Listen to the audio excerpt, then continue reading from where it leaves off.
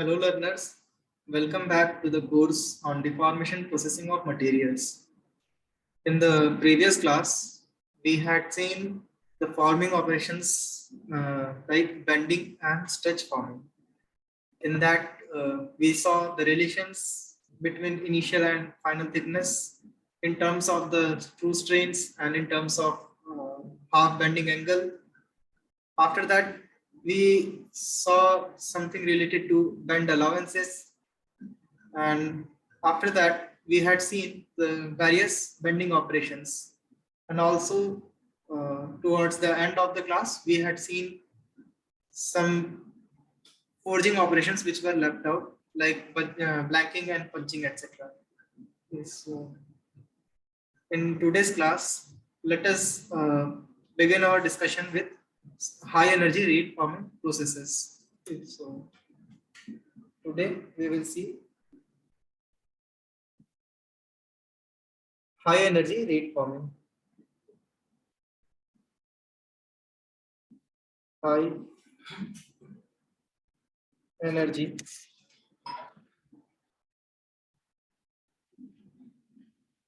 rate forming. So as the name suggests, here there will be involvement of very high energies, which will ultimately lead to the deformation of the workpiece. So this is abbreviated as HERF.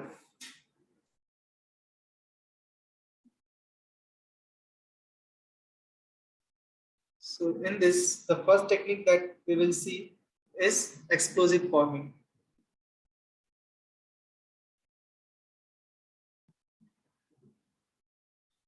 So again, it is very clear from the name itself that there will be some sort of explosion which will ultimately lead to the forming process.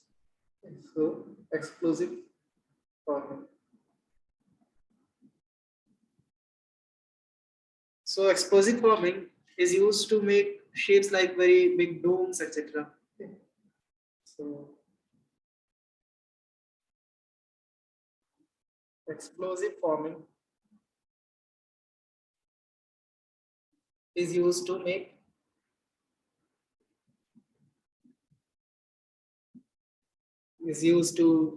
big domes.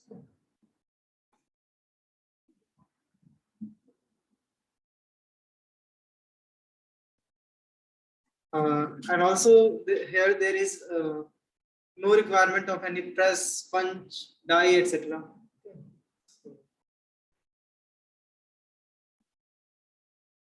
There is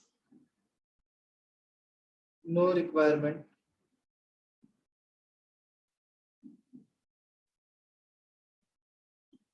of punch,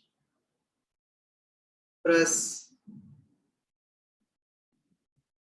die. No, basically die will be required.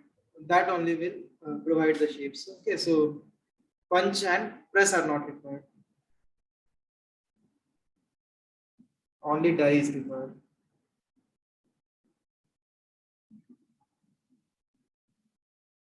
Because die only will provide the desired shape. So this technique is again subclassified into several other nomenclatures. Okay, so first one we'll see is standoff techniques. So first one is standoff technique. In this technique, basically, the explosive is at a considerable distance from the blank, which is to be formed. Okay, that's why it is called standoff. So let us see with the help of schematic how it looks. So suppose we have the dies.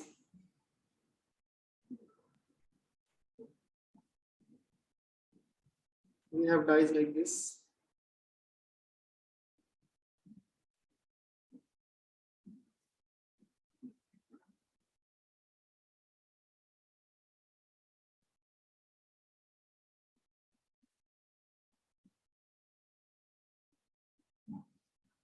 So these are the dies. These will hold the punch. Sorry, not the punch, the blank. So the blank will be kept on these dies like this, and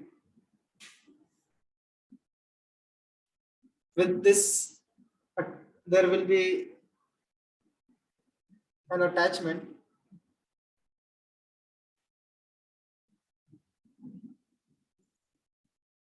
which will contain the explosives, and so there will be an attachment which will have the explosive and medium.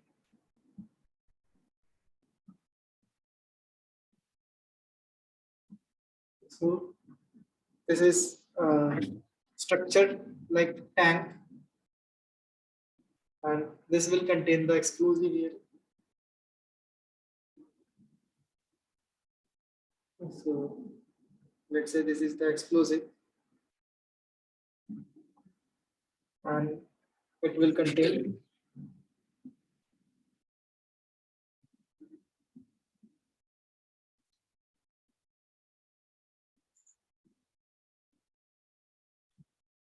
a liquid medium. Medium generally is water because it is easily available and cheaper also. So suppose now when ignited after proper arrangement, this explosive is controlled from, say, this outside mechanism,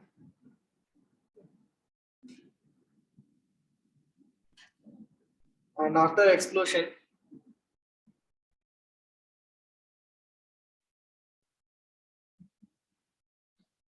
this will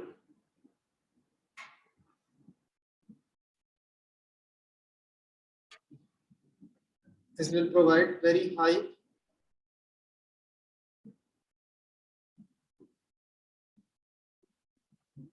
stress to the blank, which can lead to the deformation. So here we had the explosive.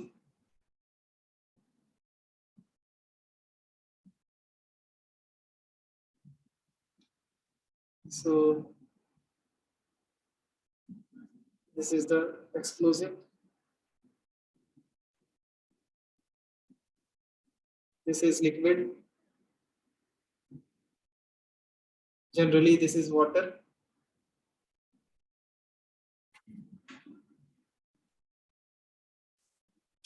And here is our blank. And these are the dies.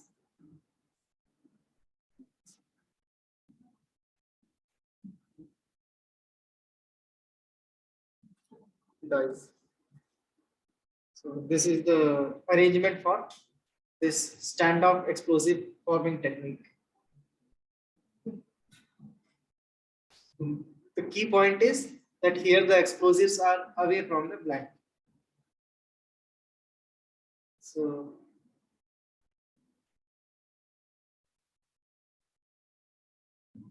here the explosives are away from the blank.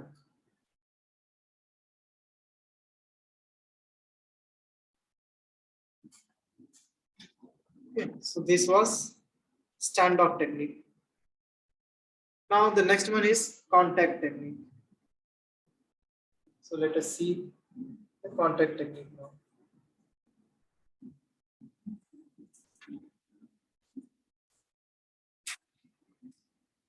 Contact technique. In this technique, the explosives are placed very close to the blank or the workpiece. Okay. So let us see again the schematic setup here.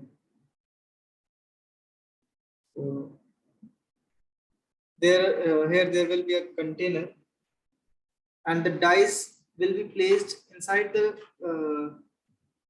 entire container setup itself. Means everything will be sort of integrated with each other. So say we have one die like this. So suppose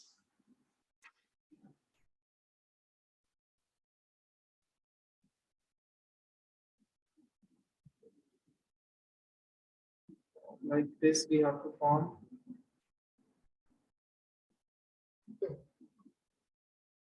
and just beside this we will place the blank,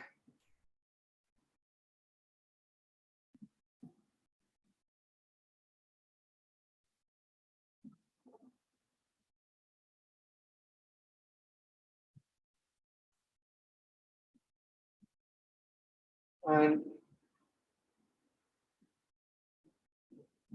this will extend like the container also.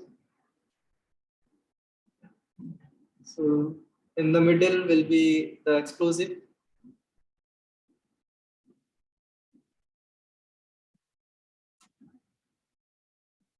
This is the explosive, and it can be ignited from outside.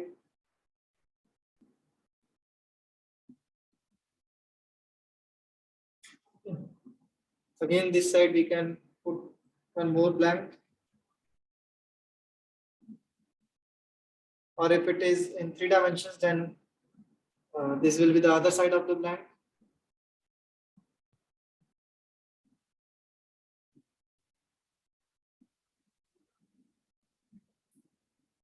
These are the dies.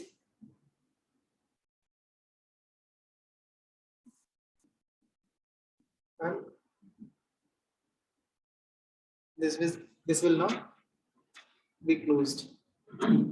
This is supported by a platform or foundation uh, like this. Again, it will contain a liquid.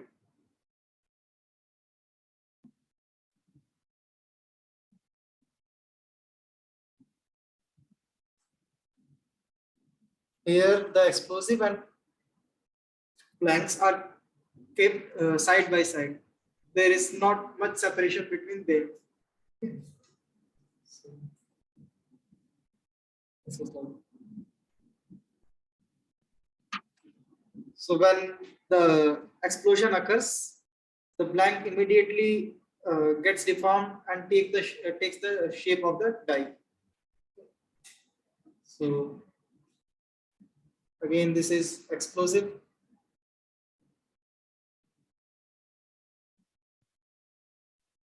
This is the die, and these are the blanks or workpiece. Blank or workpiece. Okay, and again there will be a medium.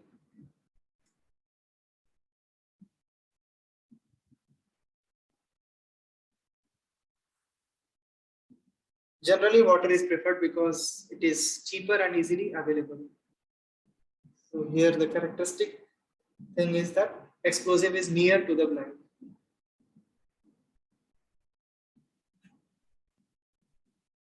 Explosive is near the blank.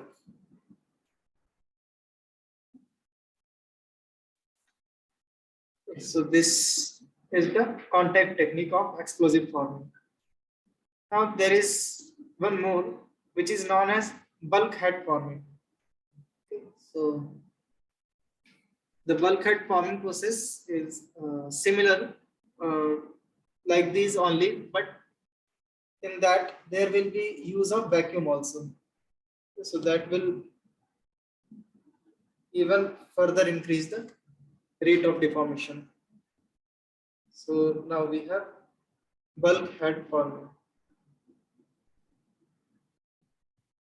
Bulkhead forming. So here also the arrangement will be similar.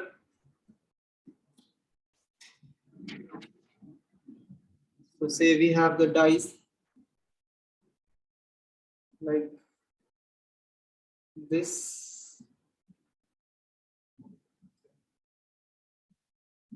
So here we have the dice, and towards the bottom we will have the vacuum line attached. This will be now connected to the vacuum line like this.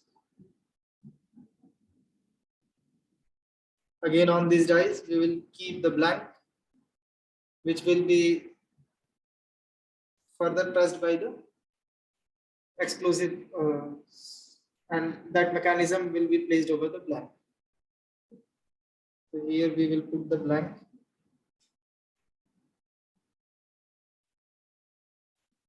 like this, and over it we will place the container having the explosives and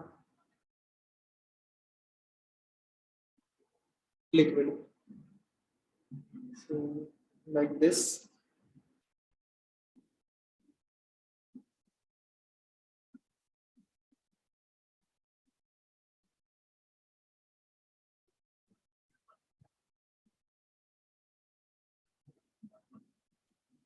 Yes, so this will contain the explosives, and again it will be provided with a mechanism to ignite it.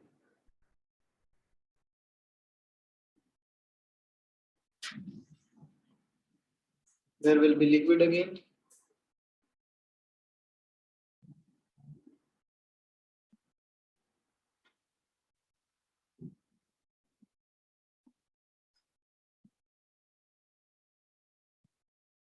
Like this, and when this explodes,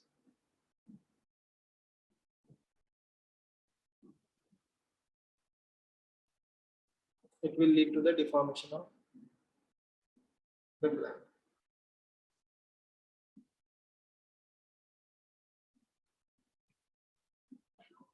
So again, this is the explosive.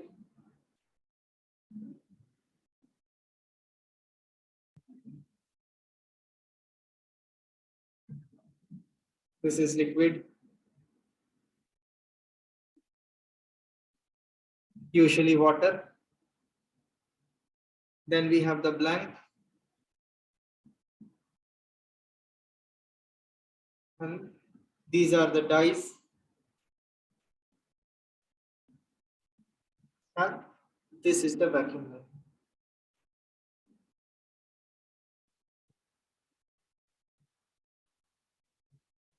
Vacuum line.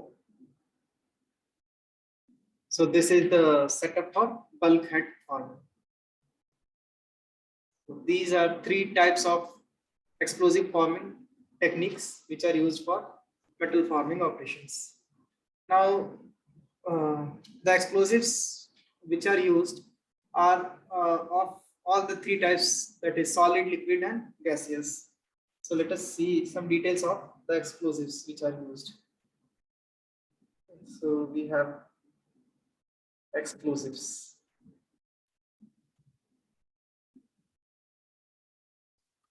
So as I mentioned, these can be solid. For example, TNT. There are various other examples also. We'll see some of the explosives in detail. So, like solid is TNT, liquid we have, and one of the examples is nitroglycerin. So, nitroglycerin is a liquid explosive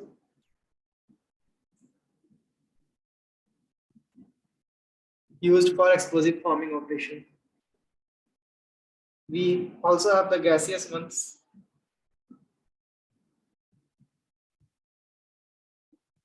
These are, for example, oxygen and mixture of acetylene and oxygen gas basically. So oxygen and acetylene mixture.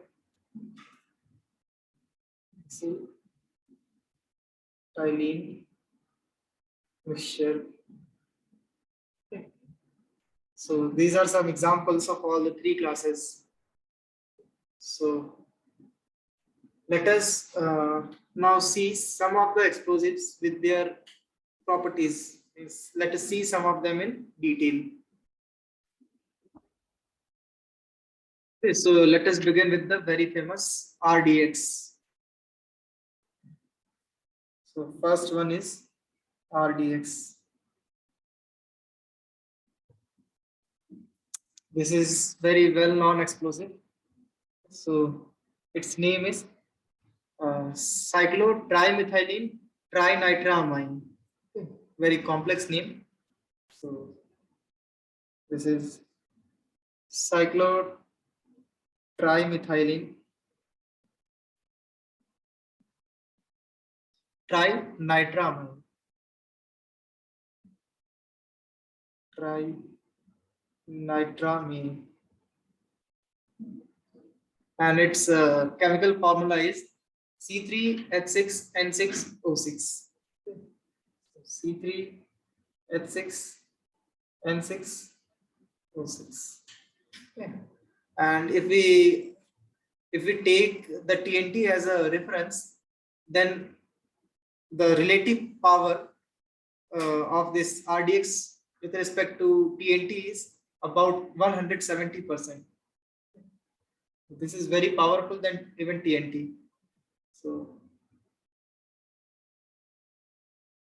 relative power we have as percentage TNT, let us say, is 170%. And it is usually available in the form of pressed granules. So, pressed granules are there. And its detonation velocity is approximately 8,300 meters per second. So detonation velocity.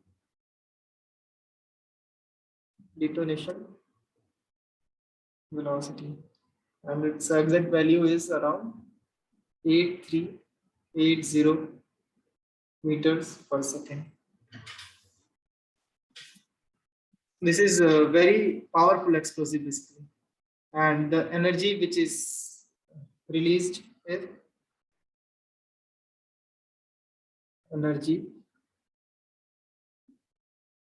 around 1270 kilojoules per kilogram.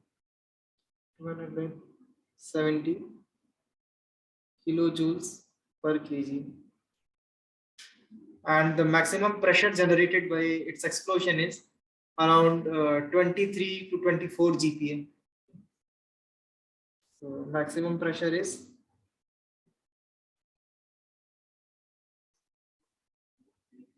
23 to 24 GPa. Okay. So this was something about RDX. The next explosive in our list is TNT. So we now have second one is TNT.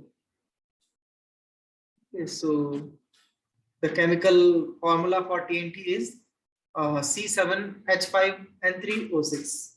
Okay, so this is C7H5N3O6.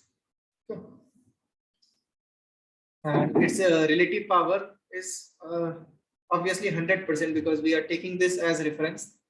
So its relative power will be 100% as percentage of TNT itself. So this is 100%. And Also, the cost of this explosive is very much high. Okay, so it is costly, and its detonation velocity is slightly less than that of the RDX. Okay, so it is around 7,000 meter per second, 7,000 to 7,010. So detonation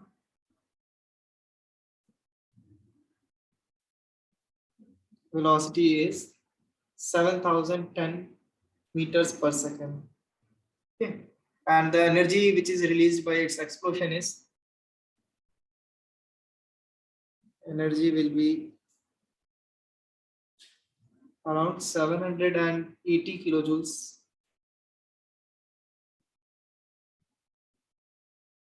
kilojoule per kg. And the pressure which is generated by its explosion is around 16 to 17 GPa. So let's say 16.5 GPa. So maximum pressure is nearly 16.5 GPa. So this is the second explosive. The third one is PETN.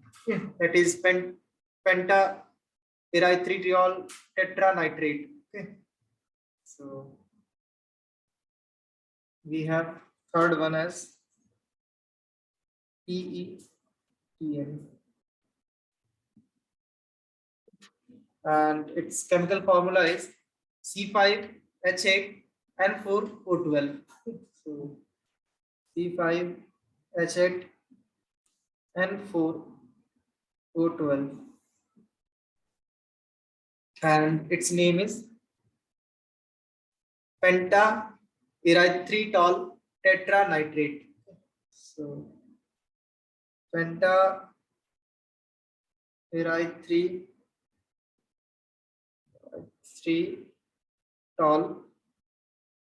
tetranitrate, and its relative power is also very high as compared to the TNT. So the relative power here is about 170% again. So again, this is available as pressed granules, similar to that of RDX. Pressed granules, and its detonation velocity is again close to 8,300. So detonation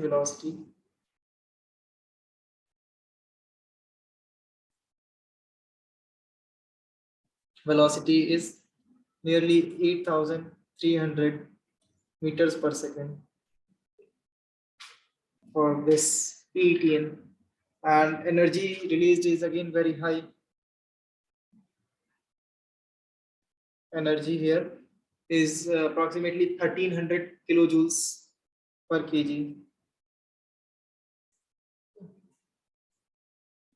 and the maximum power achieved is close to 22 GPa approximately. So maximum pressure, not power, maximum pressure. Okay. Again, yes, pressure. Maximum pressure is 22 GPa approximately. So this was something about the PETN. The next material we have is tetryl. So fourth one is tetryl, and its name, expanded name is trinitrophenyl methylnitrinomin. Okay. It's a bit complex name, and its formula is C7H5N5O8. Okay. So formula is C7H5N5O8, and name I have written it. I'll Just mention it here again. This is trinitrophenyl, trinitrophenyl methylnitromen. So methylnitromen.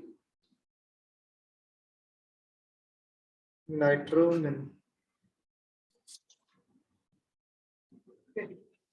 And its relative power with respect to TNT is about 129%. So the relative power is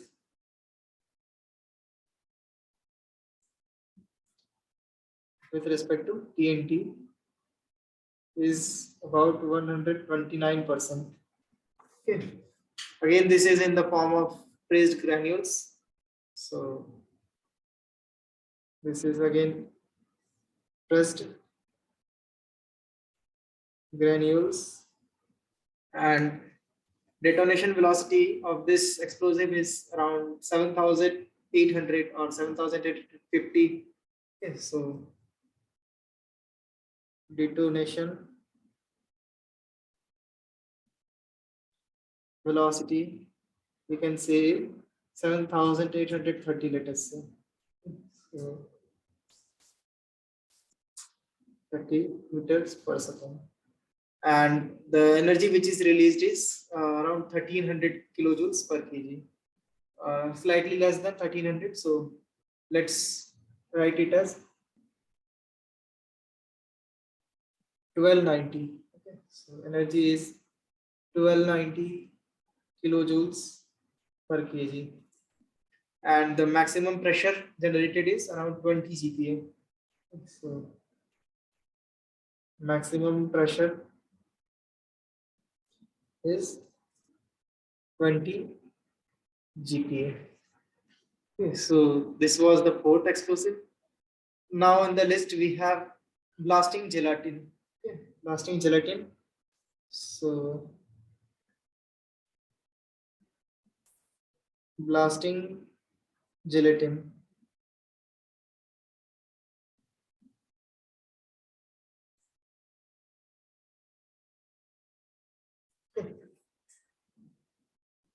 So this blasting gelatin has a relative power of about 99% as compared to TNT. So its relative power as compared to TNT is 99%. Okay. And this is available in the form of plastic cartridges. So cartridge plastic, and its detonation velocity is again close to 8,000 or 7,980 meters per second. So detonation velocity is 7,980 meter per second. Okay, and the energy which is generated is, energy here is around 1220 kilojoules per kg. 1220, yes. And the maximum pressure here is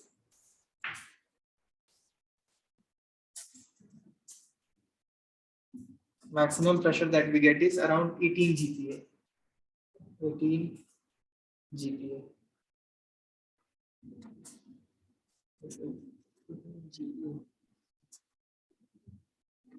Okay, so these were some of the important explosives which are used for this explosive forming operation. Okay, so let us see the different relative formabilities of various materials in case of this explosive forming technique. So we'll now see formability of different materials.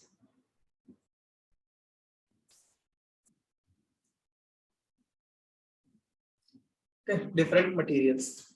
So we can basically plot the formability as a relative map. So say we have on the x-axis the percentage of permeability, if we say, and consider aluminum as a 100% formable material, then suppose we have 50% here, 60%, 70, 80, okay, and let us say 100%. So this is the percentage scale, 50. This is not very accurate scale. Basically, it indicates the relative nature, 70, 80, and this is say 100%.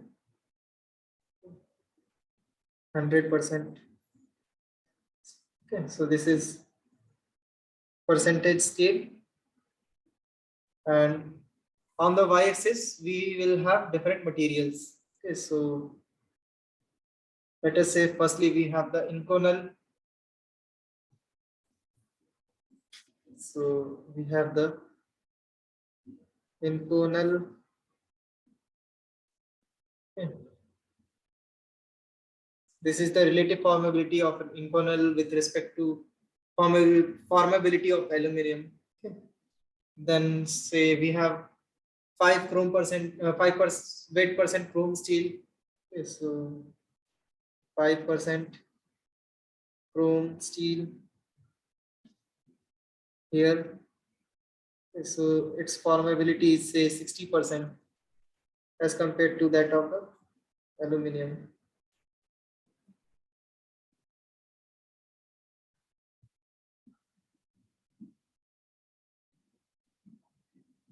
Let us bring it down.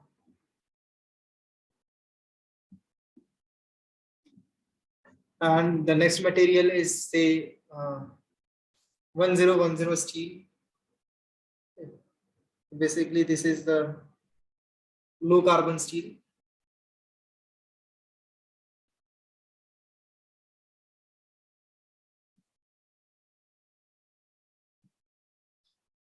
So this has approximately 70% formability as compared to aluminum. And then we have copper. Copper. Copper has approximately 80%. And finally, we have the aluminum itself. So let us say 1000 series aluminum alloy we have. So its formability is say 100% by this method. So this gives us an idea of which kind of materials can be easily formed using this explosive forming technique. Okay. And also we have seen in the schematics also that the energy which is released by explosives is transmitted through some medium to the blank. Okay. And the medium, generally we use water as the medium. We can even use oil, air, or some liquid or molten salts, etc. Okay. So we see that the energy released by explosives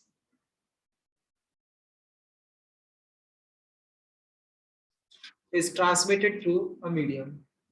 Is transmitted through a medium.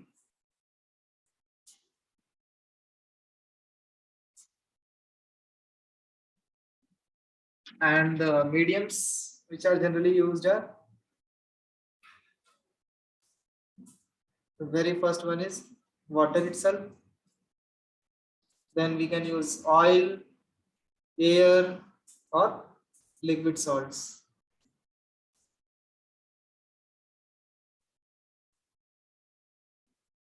Okay, out of these, water is very easily available, very less expensive, and even the results are very good. So we use or we prefer water. So now let us see some of the advantages and limitations of this forming process, of this particular explosive forming process. Okay. So we will now see the advantages.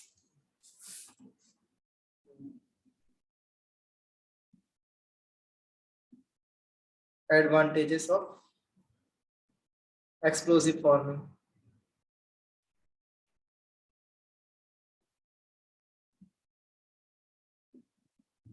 Okay, so let us see what are these. So basically, the tolerances are very less in this particular forming process. Means very good dimensional accuracy is achieved. Okay. So maintains very precise tolerance. Okay. So maintains precise tolerances. Okay. And also this process, since it does not require any machining or tooling afterwards, so it reduces the tooling cost. So reduces tooling cost. Okay.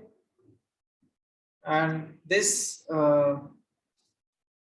also many times removes or eliminates the requirement of welding. So weld joints may be very costly sometimes. So this basically eliminates costly welds. So eliminates costly welds. Costly welds. Okay. So these are some advantages of this process. But every process has some limitations also. So same goes for this also. So now let us see the limitations. Limitations of this process. So here the first limitation will be again cost itself. See, it basically reduces the cost of tooling, etc. But the initial setup is very costly. The explosives are very costly. Okay, so high initial cost. High initial cost for dyes and explosives, etc. These are very costly. And to handle such materials like explosives, etc., special grade of materials are also required. So special materials are required. Special materials are required. Okay. And since a very large amount of energy and pressure is produced during the explosion, the dyes should be very strong or enough strong to bear that pressure. Okay, so dyes need to be strong enough.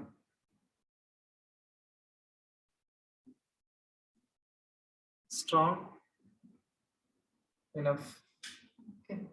And this particular operations are very hazardous to human life. It means since explosion is involved, there is a threat to life, so it is hazardous.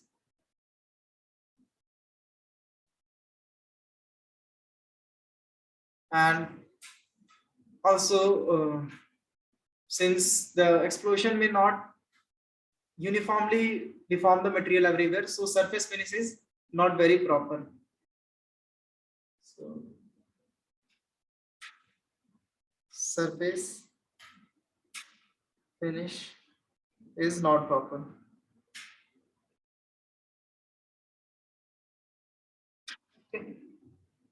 So these are some advantages and limitations of explosive forming processes or operations.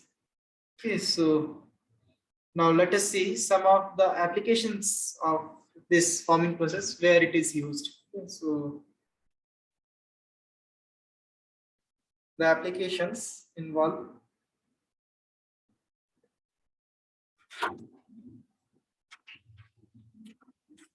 in aerospace industries. Okay, so it is mainly utilized in aerospace industries and also used in preparing or making high pressure tanks. High pressure tanks,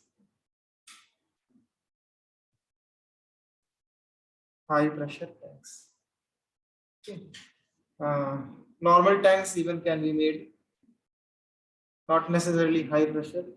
So tanks, many of the missile components can be made. Missile components and also various automobile components can be made. So this is the recent development, means this technique is now being used in automobile components. Earlier it was not used. So its application in automobile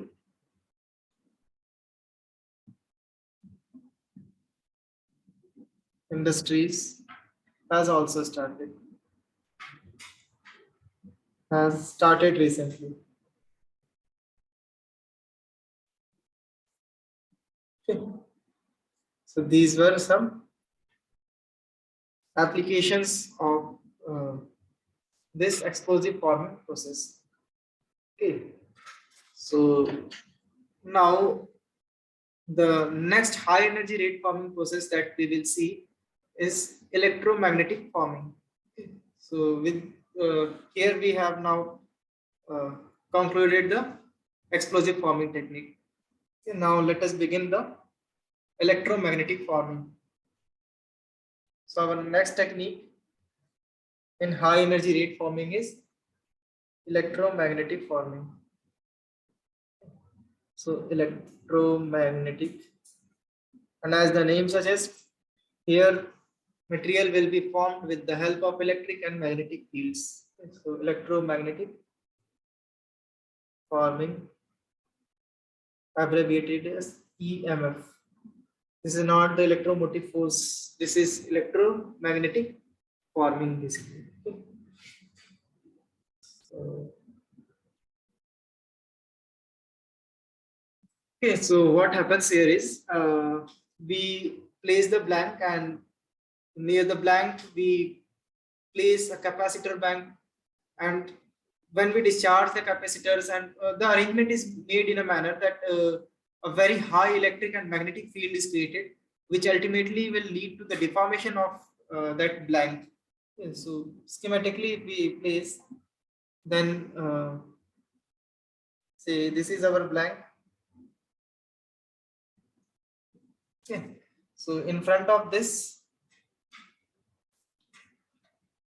we can place a capacitor bank. Okay.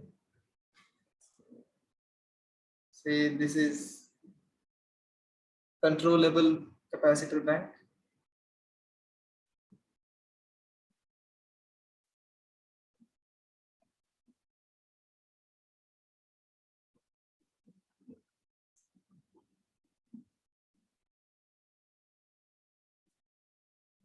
So this will be used to provide or generate the very high magnetic and electric fields here. So this is the capacitor bank.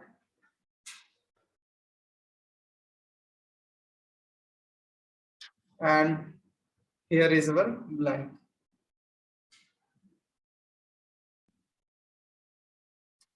So what happens is electric and magnetic fields get generated. This discharge or application of field will create or induce eddy currents into the blank material, and due to which magnetic fields will also be induced. Okay. So ultimately what will happen is, uh, say there is a generation of eddy current. So I'm representing eddy current as spiral, okay, because it gets induced here. So say eddy currents like this are generated.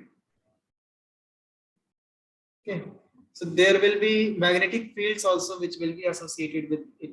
Okay. So let us say this type of fields. Okay. I've just indicated schematically that how these get generated. So these are our eddy currents, and ultimately magnetic fields will also be induced. So say this is magnetic field, and both of these fields uh, lead to a force onto the material. Uh, the blank experiences electric as well as magnetic forces. Okay, so we have seen the basic relations of magnetic and electric fields frequently in our physics classes. Okay, so say there are some charges present like this. Okay, so the and electric field intensity is given as vector E, then the force vector is electric force is given as the charge multiplied by the intensity of, sorry, charge multiplied by the electric field intensity. And similarly, if there is a presence of magnetic field like this, these crosses represent magnetic lines of force entering into the screen or paper. Okay, so inside that particular surface. So here again the magnetic force is given as this. Suppose there is a charge Q present, then the velocity and this magnetic field intensity. Okay. Okay. So in this way, we can determine the electric and magnetic forces on the workpiece, and they ultimately lead to the deformation. Okay. So if we see another schematic, how these uh, fields are present. So let us say this is our blank material like this.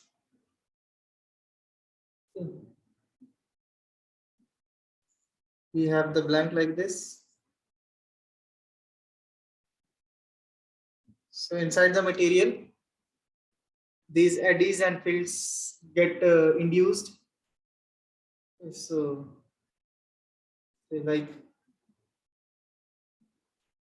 several fields are getting induced here, and the applied field is somewhat here. This is the setup for applied field. So if there are two magnetic fields, they will oppose each other. There are certain laws which we can use to determine the direction of induced field based on the direction or lines of force of the applied field, etc. Okay, so we'll not go into that detail, but both the magnetic fields oppose each other. So both magnetic fields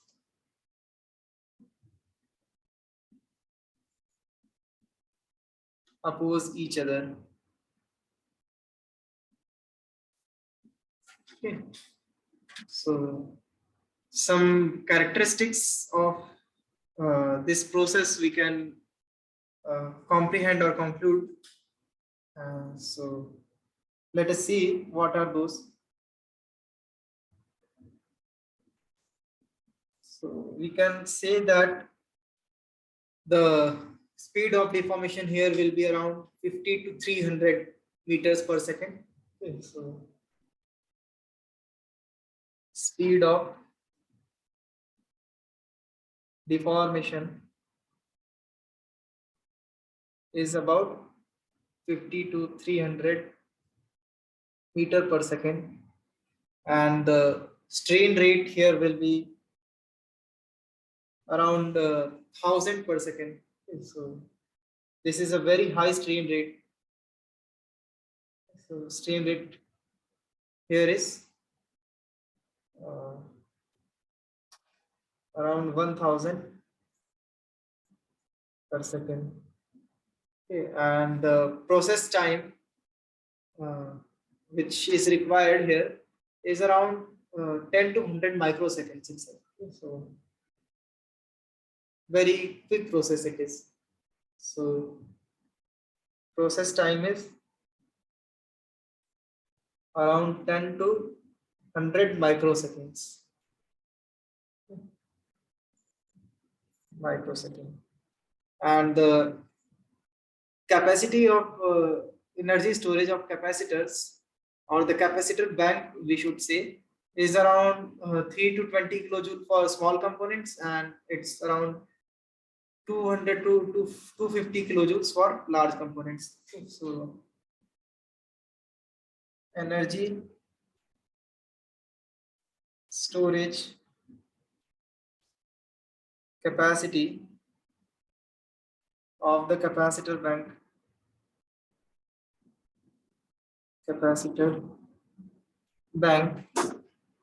we can say is for small components, for small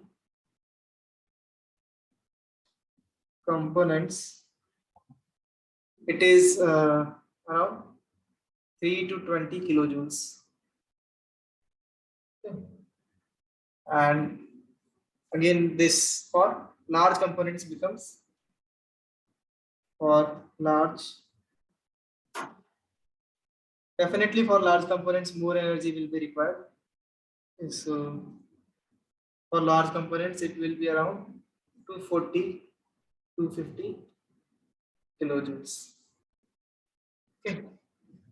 And using this process we can generally expand, compress, or form tubular shapes, etc. Okay, so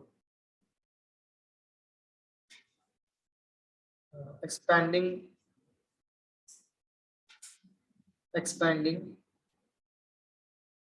compressing,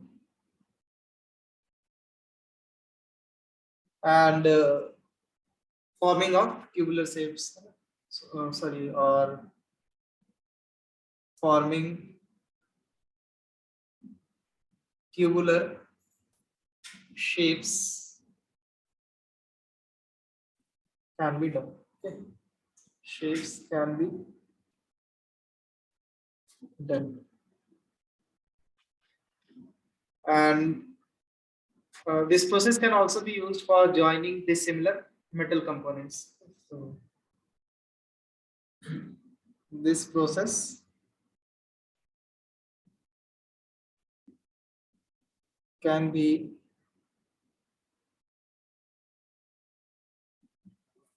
used for joining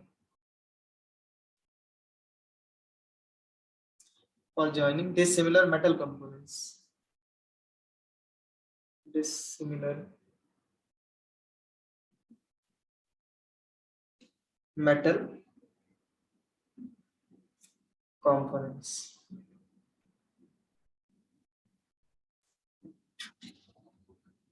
So these are some of the applications of this electromagnetic forming process. So uh, let us close for now, and we'll try to finish this particular process and some other processes in the next class. Thank you, everyone.